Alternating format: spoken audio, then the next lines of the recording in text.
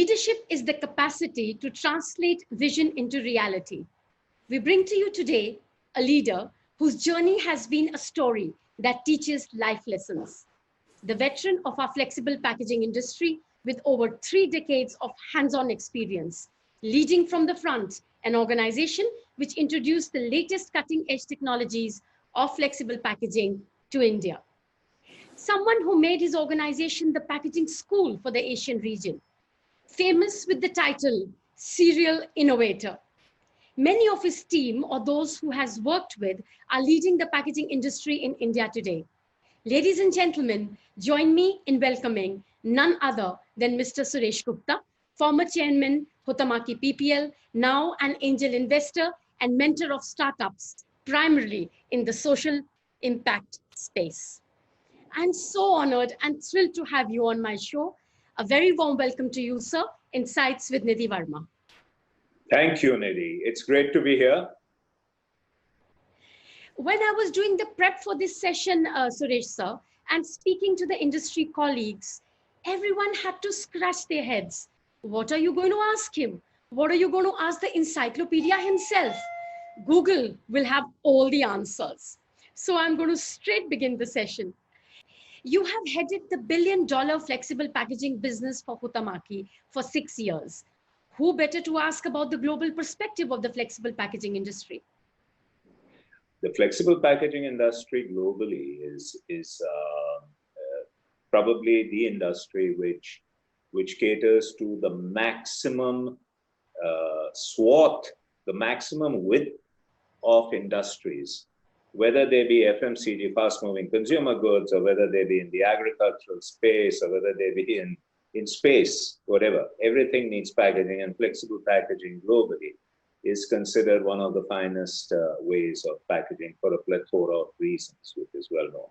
So it's a leading industry, and I must say that it is highly respected in advanced countries like Japan or Germany or Switzerland or in the US. I believe that we are gaining that respect a little slowly here, but we have gained it, but we need to do more in India. The global perspective is very strong for the industry. Well taken, sir. How the flexible packaging has evolved in the last decades in India, and what would be the 2 main game-changing contributors which you would attribute to the face of the Indian industry? Maybe let me tell you a small story, and very quickly, which will explain why I think the biggest change in the industry occurred. When I started, and the first year was very intensive, and we really launched a lot of things. I brought them in from out of the country and brought them into India. I was being accused very heavily of being anti-environmentalist by using too much paper. And so I started using bespoke, specially designed multi-layer plastic films and plastic coatings. So it's really funny that recently I started getting accused that you use too much plastic, but it started by my actually substituting paper for plastic, paper and other materials. And I think the ingress of plastics, and specially designed multi-layers, different properties, brought a plethora of benefits, which really had a gigantic transformation on the industry, the introduction of plastics. So that's number one. The second, I think, biggest contributor to, or the biggest change in the packaging industry was brought about by digital technology across the plethora of equipment which we use, whether it be on the giant-sized printing equipment, laminators, etc., slitters, but also in image processing, where it made a dramatic change. We went into being able to produce images which were almost like a continuous print, which is like a photograph, with the help of digital technology. And all this happened in a kind of five-year time frame during the change from the 80s to the 90s. So I'd say about from 80 8 onwards to maybe 93 was a huge change. And then it continued and finer changes. So this was the second largest. And I do want to talk of the third, because it's very important for India, was the introduction of the single-use package, where I'm happy to say that, I think I had some contribution to do there. So, because we are a poor country. We are still possibly the poorest country in the world, but at that time we were even poorer. So, a lady wants to shampoo her hair, but she can't afford a pack, 100 ml pack, but she can afford 2 milliliters or 3 milliliters, which is enough to have a one-time shampoo. Yes. And, particularly if a father is a daily wage earner or a husband is a daily wage earner, so a 2 rupee shampoo package is affordable. So flexible packaging enabled a lot of, let's say, less wealthy people or actually poorer people to meet their aspirations, their requirements. And that, I think, was a giant contributor. Totally agree, sir. On what parameters the Indian flexible packaging industry, as per you, we have fallen short? And what is the reason you would attribute to it? Before COVID, say February, I actually did a very detailed one where I covered about 30 retail stores of various types, from the Kirana to the large. I'm sorry to say that the quality of production has not improved over the last 2 years. And in fact, I saw some deterioration. So I believe that the industry is not focusing as much as they should on quality. And I'm quite disappointed. I've been speaking about this. I can only request the industry that, after the COVID, it's going to be very important for them to roll up their sleeves and get back to going to a higher level of quality. What I'd say is that if 2 years ago, let's say 5 years ago, our quality level was, or 10 years ago, our quality level was 6 out of 10 marks. I think we improved that from 6 out of 10 to 7 out of 10 amongst the bigger players, and maybe amongst the best that could be 8 out of 10. But I find that we are at 7 out of 10 now. So we've gone back 1, which is not good. Second is, last 2 years, I've seen no innovation. From a time when the Indian flexible packaging industry was a powerhouse of innovation. And, I don't mean generally global innovation. Here we as an emerging economy desperately need incremental innovation. We need things to be done incrementally, and they make a huge difference to us. So, and we also need to somehow learn from the best. So if there's something great in Japan, learn from it and produce it here. Produce something. I'm not saying that you violate IPR, but do something similar really well. I'm sorry, but that has come to a screeching halt in the last 2 years. And it's not just the COVID now. COVID, of course, we can explain there's no innovation. Steve Jobs said, innovation distinguishes between a leader and a follower. Erstwhile paper products did pioneering efforts and true R&D. You were ahead of your time, sir. Labeling was actually introduced in India by you. What other breakthroughs and innovations that you're fondly remembering now? Shrink label was introduced by me, as was heat transfer labeling, as was actually high quality wraparounds. But I think the product I was very fond of and extremely proud of was this anti-counterfeit pack for Panadol. Now, Panadol is a lifesaver in Africa, because in Africa, the fever, when children, adults, they get fever, it goes to 105, 106. They found that more than 50% of the Panadol being sold in Africa was chalk. Oh. So, because of counterfeit, people were dying. So they asked us to make a counterfeit-proof pack, which we did. It was registered. It was the first usage of registered hologram actually in the world. And it was very difficult to copy. Believe it or not, it did get copied finally after about 5 years by a certain very large country.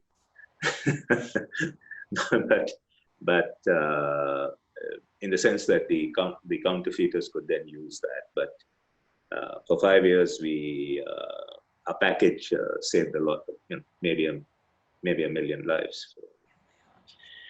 That won us the most coveted award in scientific packaging, which is the Diamond Award of DuPont Yes. Technical Center. So I think that I'm extremely proud of. Now, I actually can rattle off so many stories. It's not right to do so. But I think the second thing which I'm proud of is what I had mentioned, which was this concept that innovation is also incremental innovation. It's very important. People don't realize that countries like us, we must be innovating incrementally all the time. That takes our standards and the benefits which we can provide higher on a very consistent basis. So we had a system which we introduced, which was called that, you had to have incrementally improved products. It was called NASP, actually. It was new applications and structures and products. But it was that if minimum 30% of our sales should come by products which were not more than 2 years old. So 30% of this year's sales must come from products, new structures or new applications introduced not more than 2 years earlier. And we said we are happy to declare these products as ones which are incrementally innovative. So I think this whole concept of pushing incremental innovation and saying, look, this does make for an innovator is very important. And I think that was what I'm really also very proud of. Otherwise, I can talk of 50, 100 products maybe. I think that will require a complete biography or an autobiography, sir. Suresh, sir, what is your opinion of feasibilities of innovative packaging now? Because the profit margins of the converters do shrink a lot, and they do shy away from putting so much into R&D. Well, there are 3 points actually which you brought up. So number one is shrinking profits. Actually, for the last 1.5 years, converters, we've been very lucky. I mean, whoever is in the industry, very, very lucky, because raw material prices have come down. And that principally is driven by the huge drop in the petrochemical space. But there are other things also, because of demand issues, et cetera, et cetera, et cetera. So the prices are down. The customers have been far too busy fighting off the waste management problem to bother about getting converters to reduce the price of packaging materials. So, the margins are at much higher than, say, what, one had, others had to go through 2 years ago or 3 years ago, let's say. So currently profits are good. I think innovation is, you have to survive today. You have to also prosper, and you also have to be someone who people respect. If you don't innovate, you can't sell products tomorrow. And that tomorrow, by the way, in our industry means just within a year. Because the speed of change is so high. People are looking for something new, something better. So it's very short-sighted to say that I will not innovate. Of course, technically speaking, you could say I'm going to be the lowest cost producer in the world. I will do nothing else but make this simple, sort of packaging material, laminate, and just keep doing it the old way. Well, to all of them, I do want to say that we used to be the largest producer of wax-coated papers. And I think we had got it down to a fine art because our cost of production was, believe it or not, was only 55% of what it was being done in Europe. With the same quality, on the same machines, Windmoller Holcim machines in Europe, Windmoller Holcim machines, which I was running. But the demand vanished. I replaced it with plastic. So, if you keep doing the same thing, Yes. you're going to be sunk. So you have to innovate. There's no question. And I think maintaining a margin there are many, many ways, and we can write a whole book on it. Even while I'm speaking, I think we can write a book. So but I think it's very important to it. Besides, it makes the work more fun. Yes. Totally agree. So the converters install very sophisticated machinery, but I've seen that they don't fully utilize the installed capacity and the applications of their machines. How should they utilize and bring up the productivity, the efficiency, the technology of the machines for their favor? You've yourself built so many factories in Europe and Asia. I believe that selection of equipment is very important. Never buy something you don't need. So the whole thing is that if everyone gets involved in the purchase of key equipment, and particularly this includes the people who are going to use it, which very often does not happen in companies. The boss man gets fascinated by something, and he's on a trip to Europe, and he says, "I want to buy this," because he's fated, and he sees it in this beautiful environment, and it's going flat out. He forgets that it has to work in his environment. And there are things which machines need, which have to be available. For example, if you buy a machine on which only sophisticated raw materials of the highest level can run, unless you're making sure that you've got. I've bought equipment where I imported the raw material, and I knew from day one that I would be importing. So I've actually brought the equipment, and then at the same time, side by side, before the equipment could be delivered, I'd identified with the supplier in, say, Europe or Japan or wherever, I had got the material moving in. And then actually the people have come and set up factories in India because we invited them, come. And we were using the material successfully on these machines we had brought. But if we had brought these machines but tried to make it run with poor quality raw material, then that would be stupid, isn't it?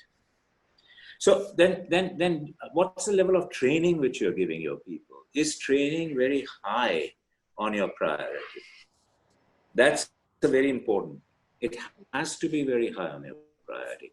So if a machine requires that people be trained abroad, so be it. And it should be a total training. And then after the machine comes, there should be also trainers from abroad who come, see how these guys start up the machine, how they get going, and then train them further. See? So there's so many reasons why these things. But again, one more very important thing. When you buy equipment, make sure that the highest quality it produces is something your customers know about. If they don't know, and then you turn up and say, I can give you this, and they say, oh, but this right now is very price sensitive, so we can't pay for this specialty. And that's a huge mistake one makes also. It's like probably investing in the top end smartphone and only utilizing it for voice calls and WhatsApp. Exactly. Yeah. Exactly. You mentioned the training, Suresh. Do you see any high amount of difference between the focus on technical and marketing skill people that are there in our industry versus overseas plants? I see overseas the same problem as I see in India. Uh, See, it's become fashionable to have everything running on based on a very strict, written down standard operating procedure to be followed, the SOP to be followed, and which means that people are not encouraged to think. And there is that problem that we can solve anything by just making sure that someone writes down exactly what needs to be done, and that person should. So you can actually get a 10 standard pass guy with no experience. His last experience may have been being the person who's loading and unloading or something, and they say, okay, as long as he can read, he can follow the instructions and go ahead. No, that's not true, because there's a lot of right and wrong which has to be done on the go on the machine. So I think number one, you need people, you need to have them trained, you need to make sure that they understand the funda. I'm going back to college. Funda clear kar lo. Funda clear kar lo. Be very clear on the funda. If you know the funda, then you can do it. But that requires training, and it requires good teachers. Absolutely. So are there very major differences in the safety levels that are followed in international plants versus plants in India, like maybe fire safeties or, the basic disciplines? Yes, there is. But then we have to take a median, that if it's say the median in Japan and the median in Northwest Europe versus the median in India. Yes, obviously we are much lower. But I think we do have plants here, the best of the best, which are, pretty good. I mean, they may not be equal to the best in Switzerland, but they're pretty close.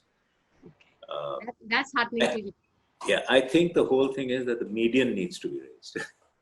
That means everyone needs to raise. And really, it's not just the converters who are at fault. Everyone's at fault. See, even abroad, you're subject to oversight. You're subject to inspections. Your customers have a certain demand and on all the safety issues, etc., etc. Do our customers here have the same demand? I know customers in India who would bring someone who was the top guy, or if it's a multinational guy coming from UK, who's coming from head office, and they had 3 suppliers, they would always ask us to. Our factory was shown, no one else's. Understood. Suresh sir, for every type of machinery we have, someone in India can give a good workhorse. What more the Indian converting machinery manufacturers need to do to be at par with the world standards? Or are we already there? Now, I think when you speak about that someone or the other, yes. So if you're talking of gravure printers, I think there would be a couple of people here who would be making, very good workhorses, as one says, and are very keen to keep on improving and, being in line with the latest sub-technologies they can install on the machine. The problem is we have only 1 or 2 in each area. We need many more. We're a vast country, and growth I mean, if we see a long-term growth, it has been in very strong double digits. So we need many more. So converters are getting into backward integration. They are converting as well as they are making films also. What is your view on that? I think conversion by itself is a huge, huge speciality across many areas. So you've got to be very good at printing. You've got to understand lamination very well. You've got to understand how to finish things. You also got to understand a lot of why you are producing what you're producing. So you've got to understand a little bit of food technology, etc., etc. You've got to have very good R&D in this. It's like sometimes it seems to me that someone making a car wants to make steel because steel is used in cars. No, I mean, for God's sake, a lot of, hardly anything in the car is made by the car manufacturer. 90% comes from outside, and the whole car guy is very good at designing the car and assembling the car, but the components are coming from elsewhere. So I think that is more of the philosophy. But there are certain areas, for example, very specially designed multi-layer films, where you may need to be very specialized in a couple of technologies, but the volume is not large enough for a company to say that, look, who's only making films to add that or something like that. Or you want to, it's very bespoke, and you want to be able to do continuous tailoring of the material. So there you can make films yourself. So for example, today I would say that a large converter or a medium-sized converter, it would be ideal if 50% of his sealant layer films, multi-layers, are manufactured in-house and 50% are bought outside. But minimum 50% should come from outside. Understood, sir. So very interesting question. What relationship brand owners have with the processors? What is the relationship they enjoy? Are they really partners, or they are just vendor and a buyer? I think this is also, I mean, I have to answer this question because it also shows the way the values have changed in industry overall. Great working relationships and partnerships with a lot of openness are becoming a thing of the past. And as we go towards, all this talk that everything's going to be automated, I mean, it's going to be very difficult for two robots to talk to each other. Yeah, but it's literally that what's going to happen. I can tell you this, that last, I would say 2 decades has seen a slow but steady, and the last, I'd say 10 years has seen a speeding up of relationships becoming just transactional.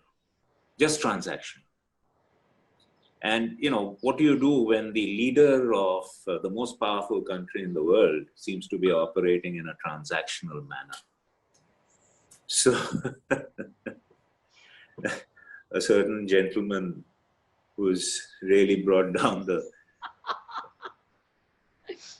Right, so I get your point.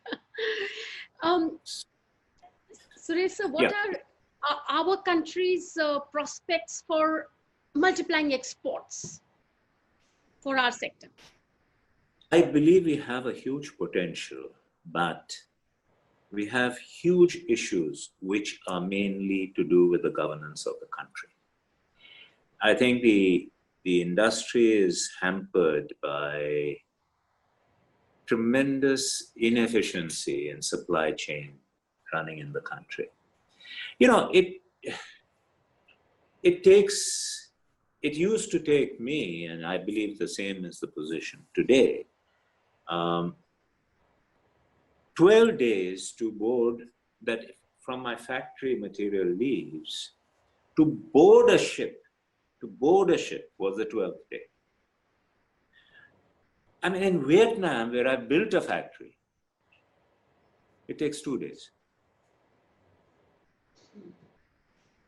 Now, what do I have to do as the packaging manufacturer with the fact that it's all the entire governance of the country. You know, we just don't, our roads don't work, everything needs some permission which needs to be signed off.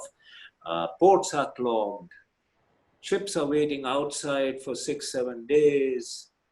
You know how many people don't come to Bombay port or to VGTR because they find it very inefficient just waiting outside. So there I can go on this endlessly, and then we still have huge weaknesses on our entire indirect taxation, which makes us extremely uncompetitive. I mean, having said that, my company, we used to export 25% of our business and to the best companies in the world. So it's not that you can't do it, but you really then have to have a very good case for the customer, because the customer says that, you take so much longer than anyone else, particularly a giant up north. Lot of level playing field to be built up. Coming to the next question to say about the ban on Chinese imports. What is your opinion on that? I think we need to focus on what we just spoke about. Now that's so relevant, the previous question to this question. Yes. Let's get our act in order. What the hell are we doing, focusing so much of attention? Yes, there are, places where it may be justified.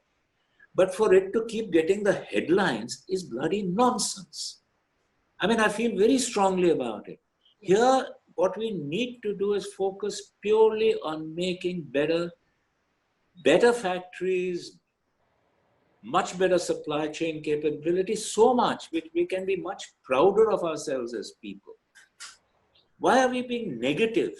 We should go forward positively instead of focusing all our attention on negative things. Nonsense. Couldn't agree with you more. Totally could. So very well put. Also, in the same league, what are your thoughts on what policies should be put in place for the waste management for India? See, waste management for India requires, again, it's just the basics. The first thing is we have to collect waste. So everything which, for example, the government talks about, anyone who is using packaging material or the packaging guys, you take the responsibility, EPR, and do this and do that. Who is stopping the littering? Your biggest problem in the environment is littering. Who is ensuring that a consumer is segregating waste and then giving it for, where it has to be given for collection? If you live in an apartment building, who is ensuring that? This is the government's job to convince citizens and to set up. So, for example, in Mumbai, where you're speaking from right now, we have to have a very efficient, segregated system of collecting waste from every household. Who's going to convince the consumer? It has to be a government-wide campaign. If the government says, no, the industry should also pay for it, fine. But also then that's easy for the industry to do because we'll just pay the money. But there has to be an institution. And if in our country we could stop smoking. Very well put, sir. Absolutely. Just by strong policies and penalties. Yeah. Exactly. Yes. We can do this too. So, it's always that we are trying to catch the tail rather than the dog. It's a very funny thing. Suresh, sir, that is what I was looking forward for this session. You just speak from the heart. How do you see the packaging industry perform in the next 6 months because of the COVID situation? What is it that the Indian processors should aim at to meet up with the opportunities that are coming up and the challenges and the crisis? Right. See, you have a near term, you have a medium term. No, I'd say you have a near term, then you have a short term, and then a medium term, and then a long term. So the good news is the long term is great because So we are happy there. It's optimistic. yeah. Now we have to go through this near term, short term, and medium term. We have to survive all these. So, I would say, so this is the next 3 years, right? Medium term ends around 2.5 to 3 years, right? And then the long term starts. Long term will be great. Near term is survival. See, what has happened is that actually the industry to grow should have grown far beyond just servicing fast moving consumer goods, because there are a lot of things like electronics, all sorts of things which we should have been utilizing our specialty knowledge to package. But we are now focused on things like personal care and food and beverages. So, okay, having said that, but no, I must say again that, companies like like my company, we always worked across a huge plethora of industries, and I think everyone should. But coming down to FMCG right now is doing fine because COVID has inspired people to hoard, So even if the number of customers shrunk, the poor people couldn't afford, so they could hardly, people who ate 3 meals a day started eating 1 meal a day. So demand shrunk. But the demand was compensated by the fact that the people who could afford 3 meals a day were hoarding for 5 meals a day. So we've all seen that. So there's been a huge demand. I mean, that's fine. But all this is going to settle down. And when it settles down, this hoarding business, and it will take another month or so for that to happen. Because remember, the entire stock from producer to the consumer, which was something like 90 days sale, had almost overnight dropped to 5 days or 6 days. Yes. So all that stock has to be produced and built up. So that is happening. After that, things are going to be normal, which means that with the economy suffering deeply, I know that in this economy of ours, people focus only on 200 million people who can spend. No one focuses on hundreds of millions of people who spend little. But the fact is they do spend. The fact is, and therefore, you're going to find that the concept of growth is going to be very difficult, right? So near term is a real challenge, survive. And you have all the tools to survive. One of the biggest tools you have is you learn to be frugal. Yes. I love the word frugal because it answers everything. Focus on essentials. Yes, right? Absolutely. Just the fact that you learn to be frugal will help you enormously to survive. Then you come into the short term, which is how do you survive 2021? This near term is just 6 months, short term is 2021. And I think the first thing is, did you ask me that question, how to survive or what? Sorry, am I? Yes, I asked you that what should the converters do to kind of survive? I think for the medium term, the most important thing which will be there is, please make sure that your people are very happy, because there are going to be great challenges to go back to the highest level you have ever produced and sold, and then to grow on that. It wasn't a challenge. The industry is not used to it, because the industry is used to 20% growth. Now growing by 3% will be a challenge, but you have to. People who come out of this with the best people, the best teams are going to be the winners. That you can rest assured. Absolutely. Guiding principle laid, sir. Understood correctly.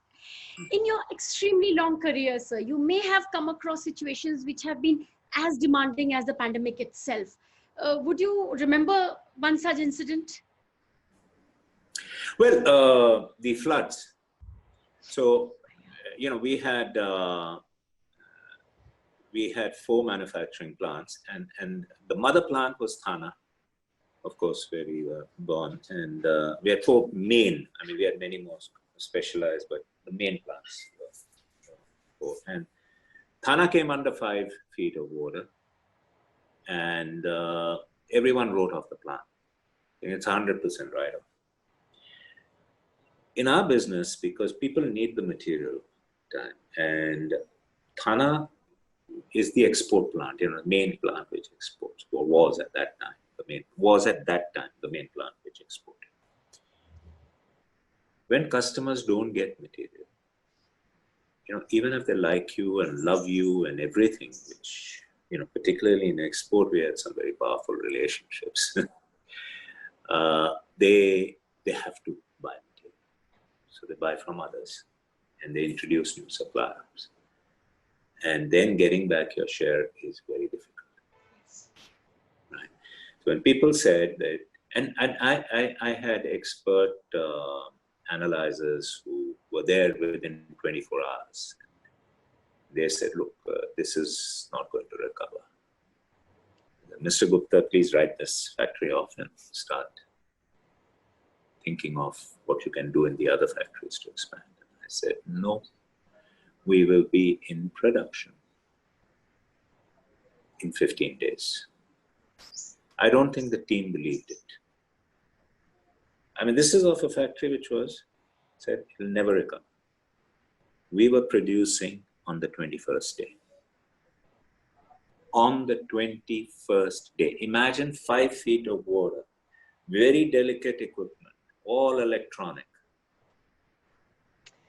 So these are, I think, examples that people should be taking from that situations where the conviction and the belief of the leaders can actually make things go 180 degrees. A lot of learnings there. Suresh, I've always wanted to ask you a few questions, which I'm going to take my chance now. What prompted the decision to join hands with Huhtamaki in those days when mergers and takeovers were not very well known in the industry, and such deals in the country after that were followed by many? The family holding had fallen below majority because I had done 2 rights issues. I needed the money to come in. And we as a family never had any under the table money, which normally happens in these cases. Neither did we want to do anything wrong. So we could only buy half of our rights and therefore our shareholding. So it was inevitable that we wanted. And at the same time, the best companies in the world were knocking on our door. And they would, like clockwork, every 3 months I'd get a call from the CEO, how are you, Suresh, and all that. So then we had a board meeting. And I must say we had some excellent external directors. Very, very good. A justice of the High Court, people, very wise people. And they advised us that, look, I think it's time to get in a strategic investor. I mean, there were a lot of very famous money people who wanted to come in, but we were not interested in money people. A strategic investor who has the same kind of objectives and shares the same kind of thinking. So that's what happened. Thank you so much for sharing that so honestly with us, but that is what you stand for. Suresh, you were the pioneers from the beginning and you had the beginner's advantage. Rudrapur and Silvassa happened, and then acquisitions were there, Sharp in Bombay and built in Hyderabad. No, not Sharp. Not Sharp. Okay. Not Sharp. The Sharp acquisition did not go through. Okay. Built in Hyderabad then. But yes. You were not very aggressive in your expansions, organic or inorganic growth. What I feel is that, the other late entrants that came, their growth graph was, they took it in a much lesser period. What was the thought behind it? Well, number one, first, let's look at the facts.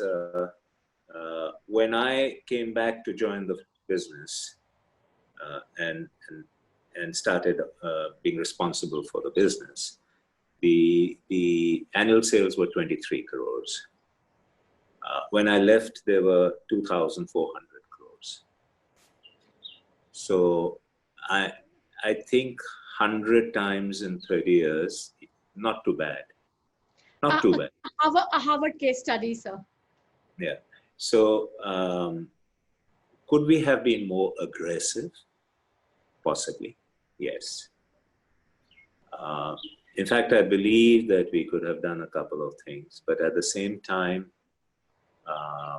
rapid growth was also, creating some challenges in maintaining our value structure, the way we ran the business.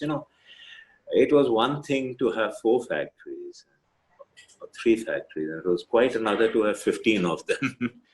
It's very difficult to keep instilling the basic values.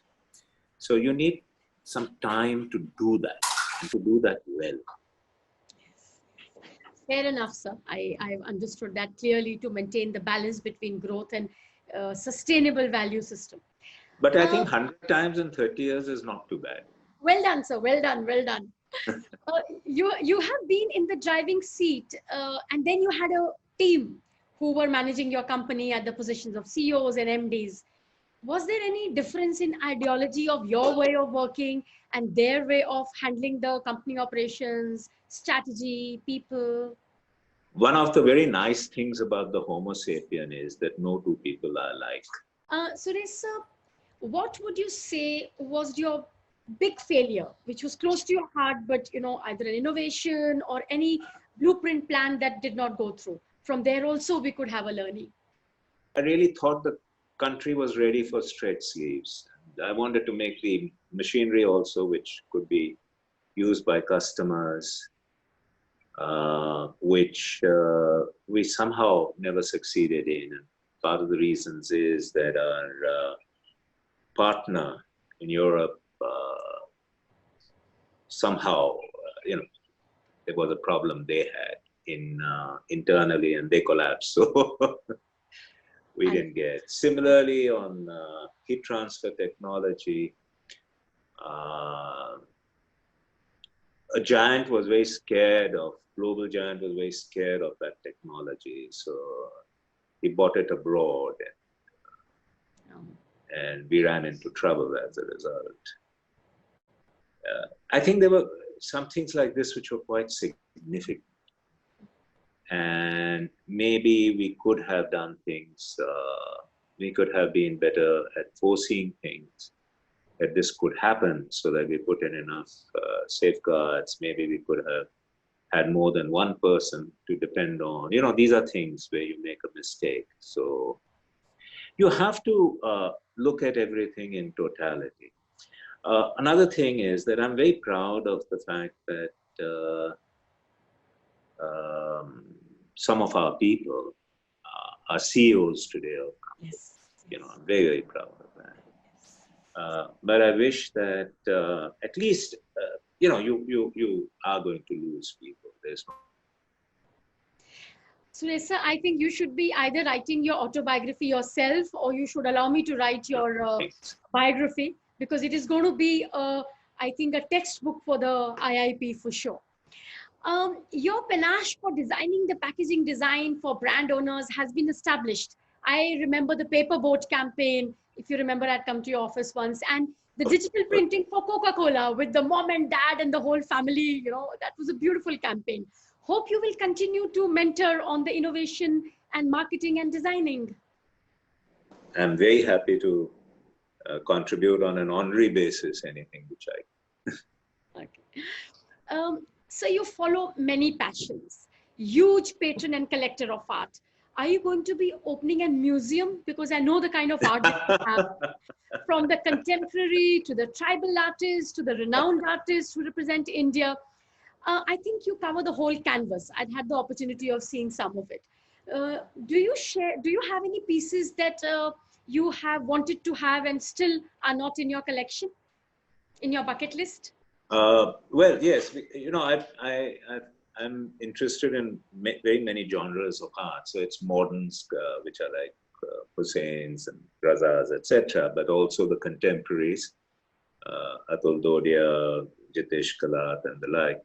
And I'm also very interested in folk and tribal. And, I think I'm one of the largest collectors there in the country on folk and tribal. And I must tell you that long ago I developed a keen interest in old Bollywood lobby cards and posters, the genuine ones from the cinema hall. So I have ones which go back to 1937.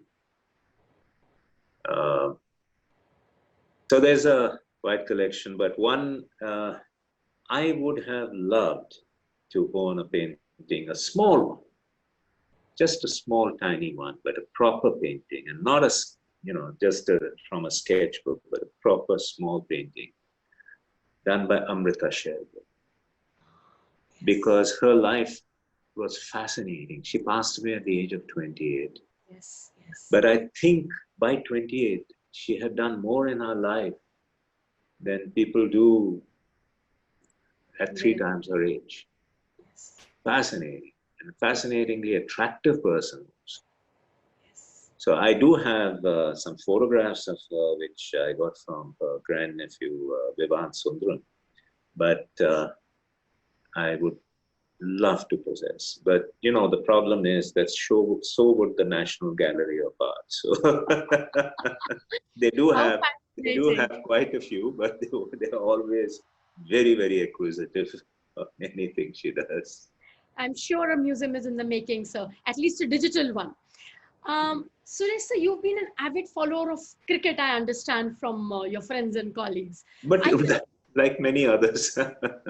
Are you looking forward to watch the new way of playing without the audience in the IPL tournament in UAE, which is planned for the 19th September? I will certainly watch it virtually. There's no doubt about that, because it'll be very interesting personally for that experience. I'll be particularly keenly looking at how the players are reacting to an empty stadium.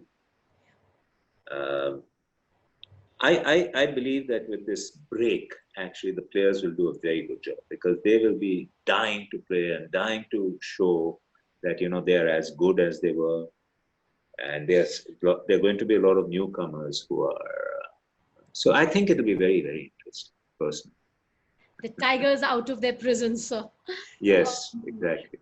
I've had a chance to meet your family at my Flexible Packaging Summit, where you were awarded the LTA. What's the source of your strength, sir, over the years? Oh, I would certainly say that someone who's not yet kicked me out of her house is my wife. So Kumi is a great person. She's an honorary social worker. She's a wise person in her own way. People don't know she's a gold medalist in social work from the Delhi School of Social Work. And before that, she did a BA honors in psychology from Lady Shira. And even today, she does counseling on an honorary basis, of course. And it's great to have grown-up daughters who decide that their father needs a lot of counseling also. So I get it on both sides. Both your daughters I've met, they are classical dancers and advanced deep sea divers, and behold, mountain climbers also. I think 18,000 feet is what they've touched. What a different skill to have. Yes, both are artists, yes, and both are very athletic, I must say. Yeah. Bless well, them. It's like fathers propose and daughters dispose. So my elder one went to do her packaging design in honors in packaging design from London, from one of the three best schools, which is London School of Printing. But in the second year, the Dean of International Students told me that she must do fine art. So, you know, as they say, fathers propose and daughters dispose. No, and no, they also. But I'm so proud of her because now she's doing solo exhibitions around the world. So. Beautiful. No, so they followed you by following their heart, which I think you also do. That's in the genes. Yes. Yeah. So there is few lines by Shri Harivansh Rai Bachchan which say that कभी फूलों की तरह मत जीना, जिस दिन खिलेंगे बिखर जाएंगे. जीना है तो पत्थर बनकर जियो, किसी दिन तराशे गए तो खुदा बन जाओगे. You have led a very full life, and I would say a very well-led life. What will your advice be to the people on the personal front who are facing anxiousness, who are afraid because of the pandemic? Some learnings, some lessons will go a long way, sir. No, I think the basic learning is follow good values. Everyone knows, and in your own heart, you know there is something called good and there's something called bad. And a lot of us, unfortunately, are forgetting that. Do good. Avoid doing bad. If you accidentally do bad, learn from it, but do good. Be on the good side. Follow the good values, and you'll be proud of your life. It's very, very important to be proud because it gives you far more peace. You know, it's something to be happy with yourself is much more important than other people being happy about you. And the only way you are happy about yourself is when your inside tells you that you've led your life based on, I would say, humanity and sanity. Both the words rhyme. So, but it's losing its importance in our country. I'm extremely worried because both humanity and sanity are not working particularly at a governance level, and therefore everyone is tending to go also on the negative side. So I think this session could have not been more valuable. People are going to be watching it, and everyone is going to take away so many lessons, not only for their personal front. I myself have, sir, from this interview, and also on their working front. We are so thankful to you for your time and sharing your honest opinions and your views and perspectives. We are going to take your leave now, but promise to see you soon on the other side. Thank you. Nidhi. Thank you, viewers. All the best. Thank you, sir. Thank you so much.